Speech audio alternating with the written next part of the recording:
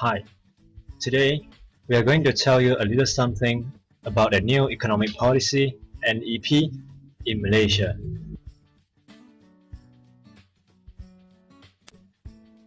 To begin with, let's first look at a few problems that the Malaysians faced before 1970.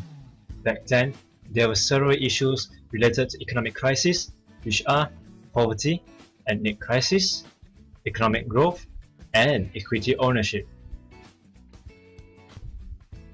Therefore, the new economic policy was introduced by Tun Abdul Razak, our second Prime Minister, to address those issues.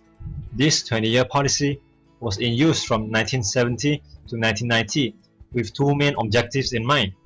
It is also the first long-term economic plan in Malaysia.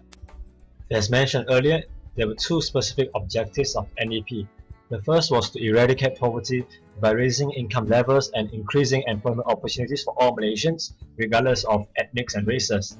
The second was to restructure the society so that the identification of ethnic groups with economic function was eliminated. There were four major strategies to reduce poverty. The first one was to modernize the living condition of communities in rural and urban areas by improving the provision of social services such as housing, health, and education. The second strategy was to create more employment opportunities for different sectors, areas, and activities. Next, the government also encouraged every single Malaysian, regardless of races, to participate in the high potential economic sectors such as business, industry, and technology. By doing that, it will help the government to achieve the economic growth of GDP of 7% for the year of 1990. The income and the productivity of the poor were also boosted by utilizing their productive capital efficiently using modern techniques and better facilities such as land resources as well as financial and marketing assistance. In order to achieve the second objective of NEP, which is to restructure the society, the Bumiputra ownership of share capital was raised, especially in the corporate sector. Not only that, a business group was also formed among Bumiputra to ensure their meaningful participation in the modern economic sector. The government also allowed every single community to have free access to education, as it can prove to be very useful for the knowledge of the society.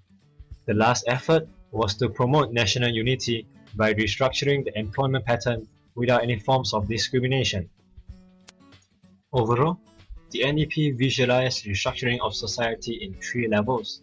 The first level was to increase the share of Bumiputra employment in the modern industrial sectors. The second level was to increase the Bumiputra share in corporate ownership. And the last level was to increase the number of Bumiputra entrepreneurs and their managerial control.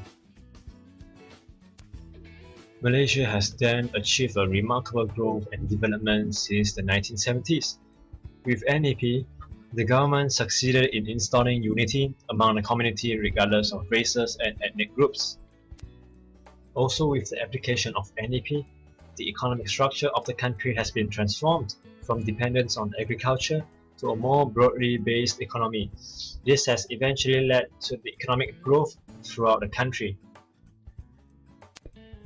Apart from that, an exceptional success has also been made in poverty eradication through the improved outcomes of overall poverty rate in Malaysia.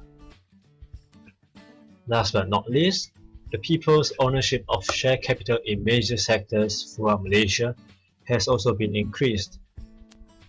After the end of NEP in 1990, the government managed to come up with a new policy known as the National Development Policy or NDP. It continued to pursue most of the NEP policies to reduce income inequalities and increase corporate ownership. With that, we have come to the end of our sharing with you on the new economic policy in Malaysia. This message is brought to you by the students of Malaysian Studies from University Technology Petronas. Created using Powtoon.